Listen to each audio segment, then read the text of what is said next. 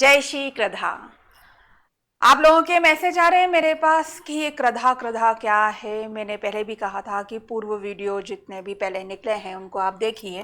कृधा कृ से कृष्ण और धा से राधा, राधा का ये अंतिम शब्द क्री का प्रारंभ से लेकर अंतिम शब्द को जब हम मिक्स कर देते हैं तो एक शब्द बनता है कृधा। और कृधा को यदि हम इसका वर्ड मीनिंग देखते हैं तो जगत आता है, संसार आता है, ध्यान में रखिएगा। इसलिए मैं जय श्री कृधा बोलती हूँ, ना मैं राधा बोल रही हूँ ना मैं कृष्ण बोल रही हूँ। उन दोनों से शुरू हो रहे हैं और उनके साथ ही हम खत्म हो रहे हैं। यानी कहने का मतलब ये हो गया कि समर्पण की बात हो गई, और समर्पण की जब जैसे ही बात हुई तो वह एक ऐसे प्रेम का प्रतीक बन गया जिनकी आज मिसाल दी जाती है। कृष्ण एक ऐसे व्यक्ति हैं जिनको नोबेल पुरस्कार दिया जाए ना तब भी एक छोटी सी चीज होगी, क्योंकि उन्होंने हमको भागवत गीता जैसी एक चीज दी है, हमारी समस्त समस्याओं का समाधान दिया है। बच्चों के फोन आते हैं, मैसेज आते हैं कि हमें याद नहीं होता है, हम पढ़ाई नहीं कर पा रहे हैं, हमें समय नहीं मिल पा रहा है। एक बात का ध्यान रखिएगा, आप ये सोचिए कि आपकी नौकरी लग गई, आप आरएस बन गए, आप एसआई बन गए, आप कांस्टेबल बन गए, आप टीचर बन गए, आप कॉलेज लेक्चर, मैं कहती हूँ आप बन गए, और आपको सवेरे रोज रिपोर्टिंग देनी है। जहां भी आपका ऑफिस है, कॉलेज है, स्कूल है, कहीं भी आपको वहां एनी हाउ 9 बजे पहुंचना जरूरी है। नहीं पहुंचेंगे तो काम, तो क्या आप सवेरे जल्दी नहीं उठेंगे? क्या आपका टाइम टेबल उस नौकरी के अकॉर्डिंग नहीं होगा? आप शाम को घर पर आएंगे तो 5 बजे आपकी छुट्टी होगी और आप 7 बजे तक घर पर आ रहे हैं। क्यों? ये काम भी तो आप कर रहे हैं। क्यों कर रहे हैं? क्योंकि आपको तनख्वाह मिल रही है, मोटिवेशन, आपको अभिप्रेरणा मिल रही है कि हमको हरे हरे नोट मिलेंगे। ठीक है, हमें हरे हरे नोट मिल रहे हैं। इस उद्देश्य से हम सवेरे जल्दी उठ के घर का सारा काम खत्म करके और हम जा रहे हैं। तो एक बात का ध्यान रखिएगा, जब आपको ये सब चीज चाहिए तो आपको अभी छात्र के रूप में मेहनत करनी पड़ेगी। ऐसा नहीं है कि हम बिना मेहनत के कुछ भी सफलता हासिल कर लें। इसलिए अपने आप को ये कहना बंद कर दीजिए हमें याद नहीं हो रहा है, हमें पढ़ाई नहीं हो रही है, हमें समझ में नहीं आ रहा है। ऐसा नहीं है, आपको सब समझ में आ रहा है, आप सब बुद्धिमान हैं। तो अब जैसे ही किसी को बोला कि आप बुद्धिमान है तो वो कहते हैं नहीं, हमारे अंदर तो बुद्धि नहीं है, हम तो सीख ही नहीं पा रहे हैं। ये बात ध्यान रखिएगा कि बुद्धि सबके पास है, और ये जो बुद्धि है ये एक पावर है, एक शक्ति है, ये ध्यान रखिएगा। जो भी साइकोलॉजी के स्टूडेंट होंगे उनको ये समझ में आएगा कि ये जो बुद्धि होती है, ये बुद्धि जो है हमारी एक शक्ति है, और ये जो शक्ति है वो हमें जन्मजात मिलती है, ये ध्यान में रखिएगा। और हमारे अमूर्त चिंतन जितना भी हम, जिसको हम लोगों के सामने प्रदर्शित नहीं कर सकते, ऐसे अमूर्त चिंतन की योग्यता भी हमको कौन देती है? बुद्धि देती है। तो आज से ही अमूर्त चिंतन करो, हमारी नौकरी लग गई, हम हरे हरे नोट कमा रहे हैं, तो देखिए आप मूर्त चिंतन की ओर बढ़ जाएंगे। फिर आपको सीखने में सहायक करती है। सीखने में सहायक का मतलब क्या हो गया कि आप यदि वाकई में ही सीखना चाहते हैं, 6 महीने के बच्चे को आप बोलोगे सीढ़ी चढ़ चढ़ जाएगा? नहीं ना। जब उसकी शरीर की क्षमता आएगी, तो आज आपके पास क्षमता है सीखने की, आप सीखिए। सीखने का मतलब क्या हो गया, जिसे आप अधिगम भी कहते हैं और इंग्लिश में आप जिसे लर्निंग कहते हैं। सीखना, सीखना मतलब जो पूर्व में सीखा गया है और वो गलत रूप में सीख लिया गया है, तो उसको डिलीट करिए और नए तरीके से, नए रूप में उसको ग्रहण करें और बुद्धि का विकास करें। फिर समायोजन में सहायक, आजकल की जनरेशन समायोजन नहीं करती है ना? जानते हैं हमारे समय में तो ये होता था कि पापा की बाइक आती थी और आवाज आती थी, हम सब तीनों भाई बहन पढ़ने बैठ जाते थे, और टीवी देख रहे होते तो टीवी बंद कर देते थे। पिता का ऐसा एक वर्चस्व होता था, मुखिया। और आजकल पापा आते, ओ पापा क्या कर रहे हो, और हम उनसे लटक जाते हैं, बात करते हैं। वो एक रिस्पेक्ट नहीं रहा है एक पिता और पुत्र के बीच में। पिता, आज पुत्र अपने पिता से बात ही नहीं, गले ही नहीं मिलता है, जानते हैं। और पहले एक सम्मान पूर्वक अपने पिता के साथ बैठता था, दो बात करता था, समस्याओं के समाधान करता था। लेकिन आज पुत्र अपने पिता के पास नहीं बैठता है। ठीक है, क्यों नहीं बैठता है? क्योंकि वह दूर भागने लग गया। समायोजन की क्षमता खत्म हो गई है। देखिए, समायोजन का एक एग्जाम्पल और देती हूं मैं आपको। आपने कोई नीले रंग की साड़ी पहन ली और हमारे घर में दीपावली का या है ना बहुत अच्छा त्योहार मन रहा है, और आपने नीले रंग की या काले रंग की साड़ी पहन ली और आपकी सासू जी ने कह दिया, बेटा ये क्या साड़ी पहनी है आज तीज त्योहार के दिन, तो आप गुस्से में आएंगी और अपने पति को कितना अनशन बोलना शुरू कर देंगी कि क्या समझती है क्या नहीं है। और यही आपकी मम्मी ने आपको कह दिया होता तो शायद आप ये कहती हाँ शायद गलत होगा। ये समायोजन है। यानी हम यदि किसी के साथ घुलते हैं, मिलते हैं, तो हम सकारात्मक रूप में यदि समायोजन कर लेते हैं तो हमें वह जल्दी सीखने को, तो बुद्धि हमें समायोजन की क्षमता देती है। अब आप कहेंगे ये समायोजन हमारे अंदर कैसे आएगा? ये समायोजन आज हमारे घर में मंत्र नहीं बोले जाते हैं, पूजा पाठ नहीं होती है। हमें आज भी याद है कि रोज शाम को हमारी मम्मी खुद कहती थी कि शाम हो संध्या हो गई, ये दीपक तुम्हें ही करना है। यानी हम लोग भाई बहन जो है ना रोज संध्या का दीपक करते थे। आज बच्चे संध्या का दीपक नहीं करते। हमारे बड़े ताई जी हैं, वो हमेशा कहते थे कि कोरोना में उनकी मृत्यु हो गई, लेकिन वो हमेशा कहते थे कि 6 बज गई ना, चलो सब घर के अंदर। यानी वह 6 से 6:15 के अंदर अंदर संध्या के समय में वो कहते थे कि हमें सभी को अपने घर में प्रवेश कर जाना चाहिए। बहुत अच्छे नियम थे, रूल थे, आज फॉलो नहीं होते हैं। आज इसे दक्यानुसानी कहा जाता है। तो बुद्धि हमें समायोजन की क्षमता देती है, और ये क्षमता तभी आएगी, आप डिप्रेशन से दूर तभी रहेंगे जब आपका ये जो मोबाइल है ना रावण, इससे दूर हो जाएंगे। और आप इस रावण से दूर नहीं हो पा रहे हैं, इसलिए कहीं भी आप समायोजन नहीं कर पा रहे हैं। और समायोजन नहीं कर पा रहे हैं इसलिए आप बहुत सारी समस्याओं से घिरे हुए। लेकिन बुद्धि यदि कहती है समायोजन कर, तो हम कई समस्याओं का समाधान भी इस बुद्धि के माध्यम से कर सकते हैं। इसलिए रोज योगा करो। योगा का मतलब ये नहीं होता है कि मैं आपको ये कह रही हूं कि अपने स्वास्थ्य तो सही होगा ही होगा, लेकिन हम वेद, उपनिषद, अपने धर्म ग्रंथ जितने भी हैं उनके माध्यम से हम अपने घर के अंदर एक ऐसा ऑरा उत्पन्न करते हैं जो सकारात्मकता हमारे जीवन में लेकर आती है। बुद्धि जो है वो हमें नैतिक व अनैतिकता में भेद करना सिखाती है। ठीक है ना, कि यह उचित है या उचित नहीं है। पहले क्या होता था, दादाजी और दादी जी के अगर 5 पुत्र हैं तो 5 पुत्र साथ में रहते थे, अपनी अपनी पत्नी, अपने अपने बच्चों के साथ। आज अगर 1 या 2 संतान है वो भी साथ में नहीं रह सकती है। क्यों? क्योंकि हमारे अंदर बहुत ज्यादा जो रावण है, रावण मतलब राक्षस, हमारा मोबाइल, मैं उसको रावण ही कहती हूँ, उसने हमारे दिमाग में, हमारे घर में घर कर लिया है। हम उससे बाहर ही नहीं निकलते हैं। एक दिन अपने उस रावण को अलग करो और देखिए आप अपने माता पिता, भाई बंधु बहन सबके साथ जुड़ना शुरू कर देंगे। आप ईर्ष्या, द्वेष, जलन से दूर होते चले जाएंगे। लेकिन आज हमारा माहौल ही यही बन गया है। हम कंपटीशन के दौर में चले गए हैं कि मेरे पास ज्यादा पैसा होना चाहिए, मेरे पास ये होना चाहिए, मुझे अकेला छोड़ दो। आज हम एकल जीवन नहीं, हम परिवार के बीच में रहना सीखे, परिवार के साथ रहेंगे, परिवार को समझेंगे, तो हमें बुद्धि जो है वह इन समस्त चिंतन से और जितनी भी अनैतिक चिंतन हो रहे हैं उनसे हम दूर जाएंगे। तो यह हमारा एक साइकोलॉजी का एक टॉपिक है, बुद्धि की विशेषता। और बुद्धि में ये विशेषताएं होती हैं जिनको हमें ग्रहण करना चाहिए। इसी ग्रहणता के साथ साथ हम अधिगम भी कर पाएंगे। अभी मैंने आपको अधिगम की बात भी करी, तो ये बुद्धि जो है वो हमें अधिगम की ओर लेकर जाती है। लेकिन अधिगम करने के लिए हमारे अंदर क्या होना चाहिए? मैच्योरिटी, परिपक्वता होनी बहुत जरूरी है।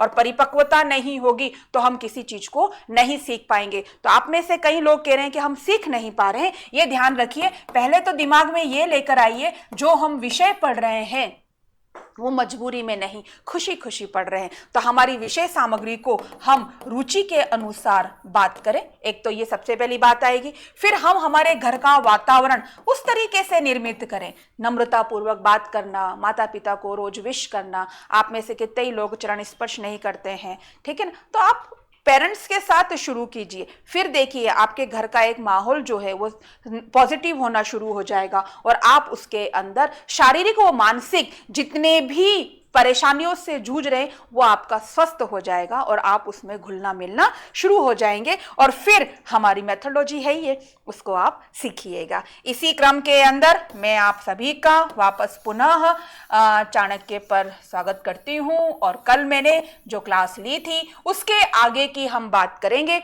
और उसके आगे की बात मैंने ये कहा था कि मैंने ये नक्शा विषय सामग्री है, मेरी शिक्षण सामग्री है, बहुत बड़ा है। राजस्थान का GK, art, culture, history, economics, geography मुश्किल होता है, लेकिन मैं फिर कह रही हूं मुश्किल कुछ भी नहीं है, नामुमकिन कुछ भी नहीं है, मुमकिन है यदि हम सकारात्मकता रखते हैं। मैंने कल बात करी थी कि इस नक्शे को मेरे द्वारा बनाया गया है, ये कॉपीराइट भी है और आज से नहीं, ये मैंने 2005-6 में इसको बना लिया था और इसको पढ़ा के मैंने कई बच्चों के सिलेक्शन करवाए हैं। कई बच्चों ने इसको याद करने, कई बच्चे तो ऐसे मेरे कॉमर्स के थे, उन्होंने कहा है कि मैडम हम कॉमर्स में हमें पता ही नहीं था हिस्ट्री क्या होती है, इकोनॉमिक्स क्या होती है, किस तरीके से याद करते, लेकिन आपकी वजह से आज हम कंपैरिजन में याद करना शुरू कर देते हैं। तो ये बहुत अच्छी बात है, वो सीखना चाहते थे, तो आप भी सीखना चाहेंगे तो आप भी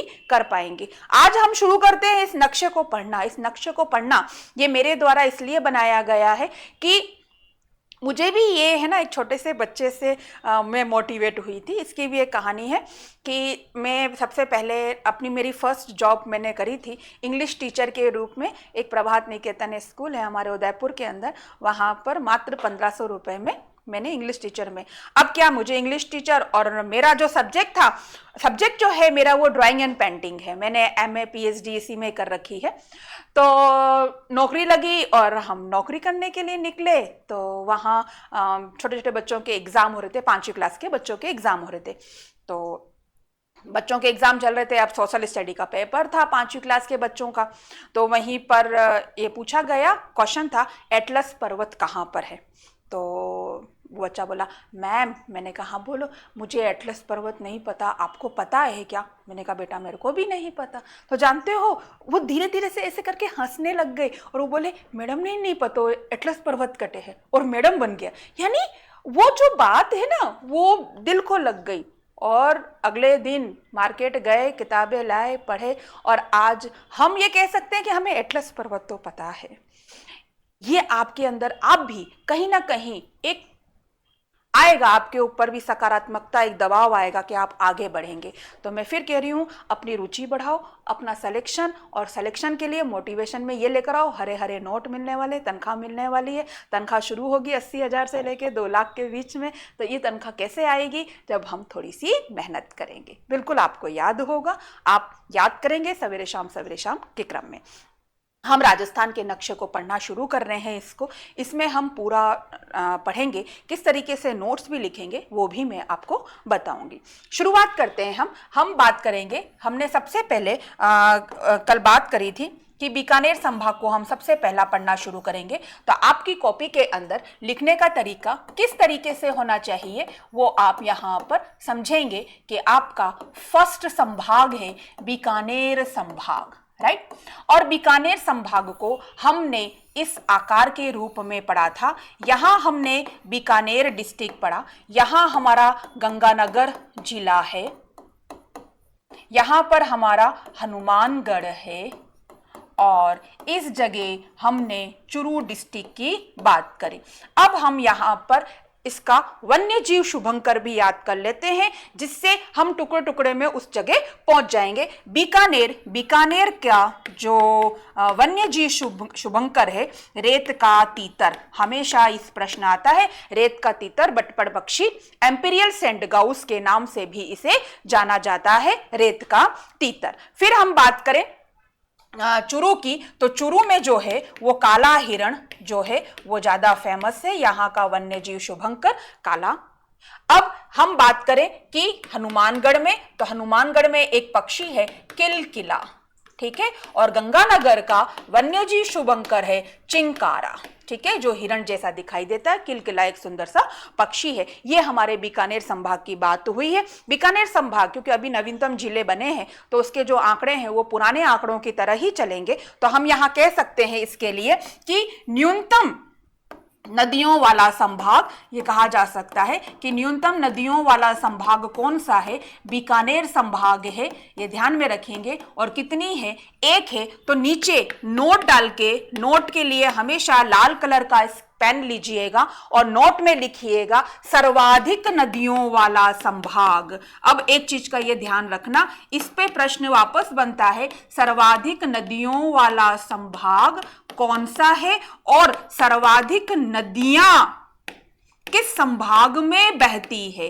किस संभाग में बहती है, इस चीज को हम ध्यान में रखेंगे। आंसर इस तरीके से लिखेंगे। तो सर्वाधिक नदियों वाला संभाग जो है 28 नदियां हैं उदयपुर संभाग में, और सर्वाधिक नदियां किस संभाग में बहती है, तो आंसर आएगा कोटा संभाग। इस तरीके से आप कॉपी के अंदर अपनी बात को पूरा लिखकर कंप्लीट कर देंगे। ठीक है, अब हम बात करते हैं बीकानेर जिले की, और बीकानेर जिले को अब हम पढ़ना शुरू करेंगे। तो सबसे पहले हम बीकानेर जिले को हाईलाइट करते हैं। आपको शायद कैमरे में नहीं दिखाई देगा कि इसके ऊपर अक्षर मैंने क्या क्या लिखे हैं, लेकिन इन अक्षरों को मैं बोलती चली जाऊंगी और इसके ऊपर पूरा आप लोग नोट्स बनाते चले जाएंगे। लिखने का तरीका मैं अभी आपको और अच्छी तरीके से भी एक्सप्लेन कर दूंगी।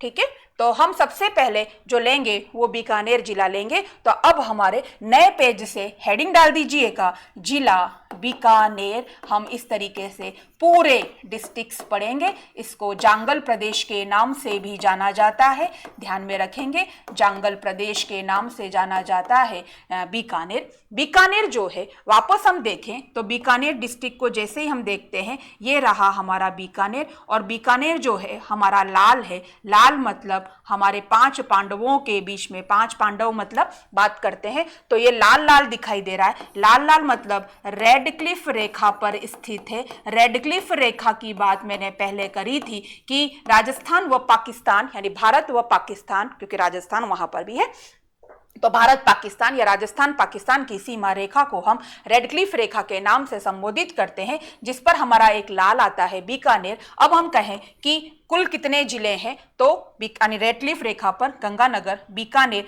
और ये आपका इस तरीके से अभी नवीनतम एक जिला और बना फलोदी, तो ये आपका फलोदी आ गया। तो गंगानगर, बीकानेर, फलोदी, जैसलमेर और बाड़मेर, ये हमारा क्या है, रेड क्लिफ रेखा पर हमारे 5 लाल हैं। अब इन 5 लाल पर हम प्रश्न कैसे बनाएंगे, इसको भी हम देखते हैं। देखिए, जिला बीकानेर बात करेंगे, अंतर्राष्ट्रीय सीमा पर स्थित डैश बीकानेर। सबसे छोटी अंतर्राष्ट्रीय सीमा बनाता है, फिलहाल अभी फलोदी आ जाएगा, क्योंकि अब कितनी आएगी वो हम जरूर बात करेंगे, नक्शे में आप देखिएगा। सबसे लंबी अंतर्राष्ट्रीय सीमा बनाता है, मैंने नोट में लिखी, हमेशा कम की बात करी तो न्यूनतम की भी बात करना, ये ध्यान रखना। ठीक है, तो सबसे लंबी अंतर्राष्ट्रीय सीमा बनाता है जैसलमेर। फिर हम बात करें वन्यजीव शुभंकर, बटबड़ पक्षी, रेत का तीतर, मैंने बात करी। नेक्स्ट पॉइंट आता है बीकानेर का प्राचीन नाम, जो जांगल प्रदेश के नाम से जानता है। राजधानी इसकी अहिछत्रपुर है, और सर्वप्रथम राजधानी, सर्वप्रथम की जैसे हम चर्चा करते हैं, स से सर्वप्रथम और स से सांभर, इस चीज को हम ध्यान में रखेंगे। तो सर्वप्रथम कौन सी रही थी, सांभर रही थी, लेकिन ये राजधानी पूछ ले तो अहिछत्रपुर। अहिछत्रपुर को आज हम वर्तमान में नागौर के नाम से जानते हैं। क्षेत्र थली, थली के नाम से भी हम बीकानेर को जानते हैं। और बीकानेर दक्षिण गंगानगर व पश्चिम चूरू वाला जो पार्ट है वह कौन सा आ जाएगा आपका, थली। इसको देखेंगे थली कौन सा पार्ट है, इसको भी हम यहां नक्शे पर समझ लेते हैं। अच्छा प्रश्न आता है, ये एक क्षेत्र है, ये ध्यान देंगे। कल हमने बात करी थी, मैंने आपको बताया था, ध्यान देंगे, ये रहा आपका कुचामन। ठीक है, चलिए अब आपका ये आया बीकानेर। ठीक है, फिर आपके आ गया बाड़मेर, जालोर, सिरोही, पाली। ठीक है, इस तरीके से ये पूरा एक बॉर्डर बना। ठीक है, जिसमें आपका ये कुचामन वाला पार्ट आ गया, ये आपका फलोदी वाला पार्ट आ गया, ये आपका बालोतरा वाला पार्ट आ गया, और ये सभी क्षेत्र क्या कहलाया? मारवाड़। अब इस मारवाड़ क्षेत्र के अंदर हम एक क्षेत्र और देखते हैं जिसका नाम है थली क्षेत्र। और ये जो थली क्षेत्र है ये कौन कौन सा है? तो ध्यान में रखेंगे, ये लाइन मैंने यहाँ पे खींची और फिर ये वाला जो पार्ट है ये आपका पूरा थली है। ये यानी पश्चिम चूरू, दक्षिण गंगानगर और कंप्लीट बीकानेर वाले क्षेत्र को थली कहा जाता है। तो अब हमारा प्रश्न आ गया कि मारवाड़ का उप क्षेत्र तो कौन कौन हो गए? शेखावाटी, मेवाड़ी, वागड़ और थली। इतने बता दिए, नेक्स्ट क्लास में और पढ़ेंगे हम, ठीक है। तो इस तरीके से हमने बात करी थली की। तो थली और थली क्षेत्र में थली बोली बोली जाएगी, तो मारवाड़ी की उपबोली। बीकानेर के उपनाम हजारों हवेलियों का शहर कहलाता है, ऊन का नगर कहलाता है। एशिया में सबसे बड़ी ऊन की मंडी यहीं पर स्थित है, इसलिए इसे क्या कहा गया है? ऊन की नगर या उनका नगर। अब इसका एक नाम और है राती घाटी का किला। सर्वाधिक रेत के स्तूप यहीं बनते हैं, इसी वजह से। यहाँ जो वंश है जिसका आधिपत्य है राठौड़ वंश है। यहाँ की कुलदेवी है करणी माता, हमने बात करी थी। प्रतीक चिन्ह सफेद चील के रूप में मंदिर देशनोक बीकानेर में। काबा सफेद चूहों को कहा जाता है जो चारणों के पूर्वज है। मेला सीए पास है, ध्यान में आ गया, माता जी सीए पास। सी से चैत्र शुक्ल एकम से नवमी, ए से अश्विन शुक्ल एकम से नवमी।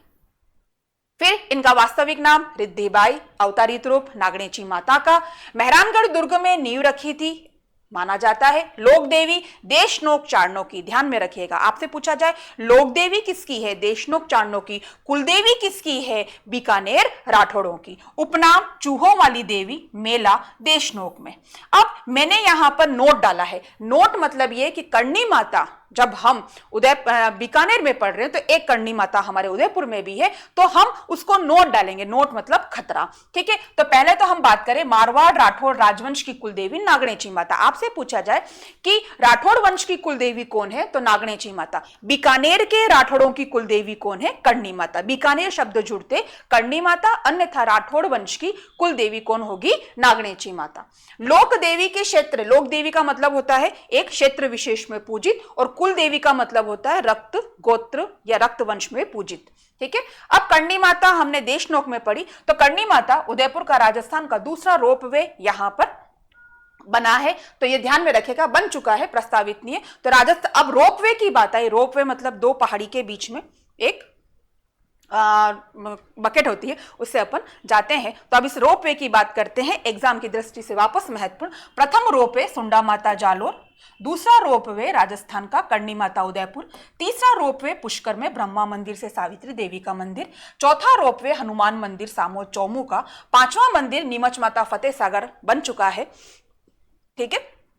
प्रस्तावित में टाइगर हिल है, जयगढ़ से जय महल तक है, अभी करंट में आ गया है टाइगर हिल उदयपुर। छतरंग मोरी चित्तौड़गढ़ में, जोगी महल सवाई माधोपुर में, आमेर जयगढ़ नाहर में प्रस्तावित, विजासन माता बूंदी और समई माता बांसवाड़ा में ये रोपवे प्रस्तावित है, ठीक है। ध्यान में रखेंगे, ये सब नोट में जाएगा। नोट मतलब खतरा, खतरा मतलब रेड कलर का पेन से हम इसको आइडेंटिटी करेंगे। वापस हम स्टार बना के लिखते हैं। बीकानेर के संस्थापक राव बीका जी 1488 में इन्होंने बीकानेर की स्थापना करी थी जांगल प्रदेश के नाम पर। पिता इनके जो है, इनका नाम क्या था? राव जोधा। अब यहां पर हम बात करेंगे कि हमारी बात आई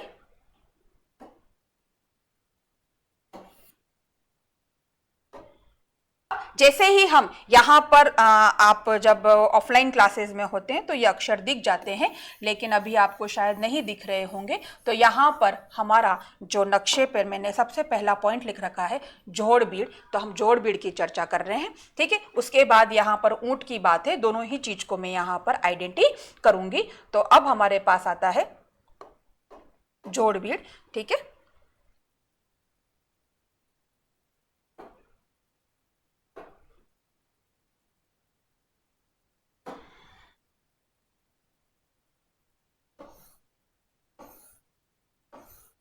ठीक है, तो जोड़बीड़ से हम बात करते हैं। जोड़बीड़ बीकानेर में आता है। बीज प्रसंस्करण संयंत्र स्थित है। एकमात्र ऊंट दुग्ध डेयरी यहीं पर स्थित है। केंद्रीय ऊंट प्रजनन केंद्र स्थित है। केंद्रीय ऊंट प्रजनन केंद्र राष्ट्रीय ऊंट अनुसंधान निदेशालय में परिवर्तित किया जाएगा। यह देश का प्रथम निदेशालय होगा। अब इसी में हम नोट की बात करें, कैमल मिल्क प्लांट कहां पर स्थापित है? बस्सी जयपुर में। और देश का दूसरा राष्ट्रीय ऊंट अनुसंधान कहां पर, निदेशालय कहां पर है? गुजरात में। अब हमारे पास ऊंट की बात आई तो हम ऊंट महोत्सव की चर्चा करते हैं। तो ऊंट महोत्सव कहां मनाया जाता है? तो ऊंट महोत्सव जो है वह बीकानेर में मनाया जाता है। तो राजस्थान में ऐसे बहुत सारे महोत्सव बनाए जाते हैं, उसके हम नोट डालकर लिस्ट बना देते हैं। लेकिन उसके पहले दो मैं आपको याद करवा देती हूं। मेले में जाते हैं तो मजा आता है, और हम ऐसे मेले में जा रहे हैं जो रेगिस्तान है। रेगिस्तान मतलब जैसलमेर, जोधपुर, बाड़मेर, बीकानेर, आपको ऑप्शन में यही देंगे। तो हम ऐसे मेले में जा रहे हैं जहां मजा आता है, और फिर घर पर आकर हमको बाथ लेना पड़ता है। बाथ इसलिए लेना पड़ता है क्योंकि वहां पर बहुत सारी रेत उड़ती है। तो म से मरु महोत्सव, ज से जैसलमेर, मजा आता है। बा से बाड़मेर, था से थार महोत्सव। उसके अलावा हमारे पास महोत्सव की लिस्ट है, नोट डालकर हम लिख लेंगे। मरु महोत्सव, जैसलमेर, मजा आता है। थार महोत्सव, बाड़मेर, बात। पतंग महोत्सव जोधपुर का, और पतंगबाजी के लिए, बिल्कुल पतंगबाजी के लिए जयपुर, ये ध्यान में रखेंगे। वृक्ष महोत्सव खेजड़ी, जोधपुर के अंदर। वेलकम महोत्सव जोधपुर में। बलून महोत्सव बाड़मेर। कामधेनु महोत्सव पथमेड़ा, जालोर।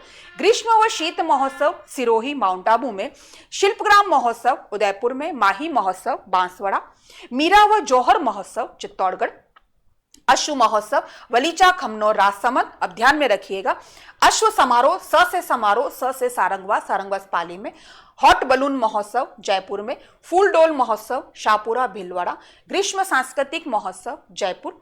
लिटरेचर फेस्टिवल, साहित्य महोत्सव जयपुर में। दशहरा मेला कोटा।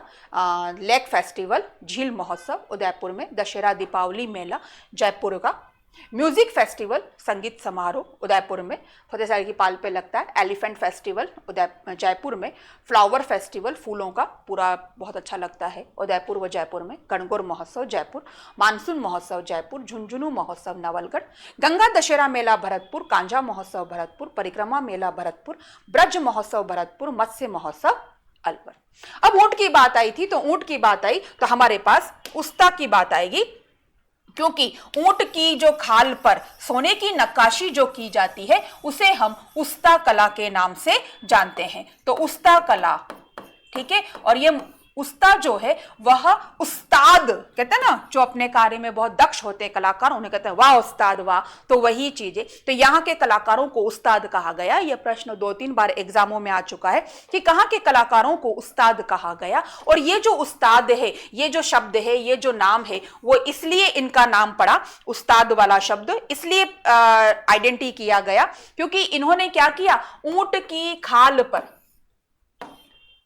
ऊंट की खाल पर सोने की नक्काशी, ऊंट की खाल पर सोने की नक्काशी होने की वजह से ये सभी उस्ताद कहलाए, और उस्ताद से यह उस्ता हो गए। अब उस्ता इनका एक सरनेम भी हो गया, ये भी ध्यान में रखेंगे। तो उस्ता कला मुनवती कला के नाम से फेमस, बीकानेर में, क्षेत्र बीकानेर। ऊंट की खाल पर सोने की नक्काशी, यह कला लाहौर से राजस्थान में आई थी। वापस हम इस उस्ता कला को देखें तो इससे एक कुंपी का निर्माण होता है। इस तरीके से एक कुंपी बनाई जाती है जो जल पात्र के रूप में काम आती है। कुंपी यानी उस्ता कला की बनी हुई होती है।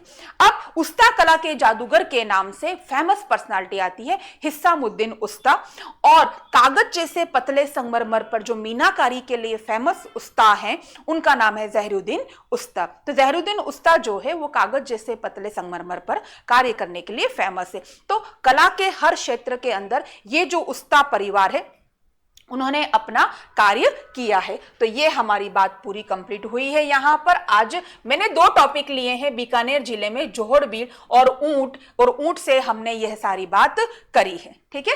अब हम कल लेंगे रम्मत, यहाँ पे से बहुत सारे पॉइंट है, देशनोक मैंने करवा दिया, राजस्थानी भाषा संस्कृति, इस तरीके से हम छोटी सी चीजें पढ़ते चले जाएंगे। फिर मैं कह रही हूँ कि हेडिंग बड़े अक्षरों में लिखो, कलरफुल पेन से लिखो, नोट को हमेशा लाल कलर के पेन से लिखो।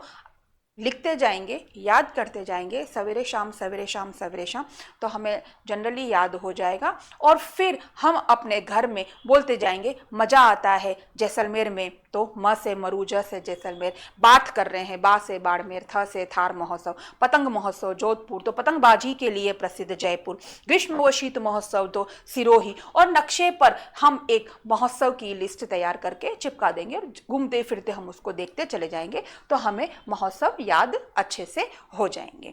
तो कोई भी चीज़ ऐसा नहीं है कि नामुमकिन है, बिल्कुल मुमकिन है। परिवार के साथ समय व्यतीत करें। आज का मेरा यही है कि परिवार के साथ रहें, परिवार के साथ घुले मिलें, प्रेम से बात करें, परिवार को वक्त दें और अपने माता पिता के साथ जीवन यापन करें, उनके संग बैठ के खाना खाएं, उनके संग उनके अनुभवों को प्राप्त करें, तो हमें कई समस्याओं के समाधान भी मिलेंगे। आजकल की जो जनरेशन है वो अपने माता पिता से बात नहीं करती है, तो मैं यही कहूँगी कि आप अपने पेरेंट्स के साथ 1 घंटा 2 घंटा व्यतीत करें और उनके अनुभवों से, दादा नानी इनसे बात करें, उनके अनुभवों को ग्रहण करें और उससे कई मानसिक तनाव से आप दूर होंगे और उनके अनुभवों से आपको एक अच्छा मार्ग प्राप्त होगा। इसी शुभकामनाओं के साथ मैं हमेशा बनी रहूंगी, डॉक्टर रितु टांग। Okay, thank you, good night.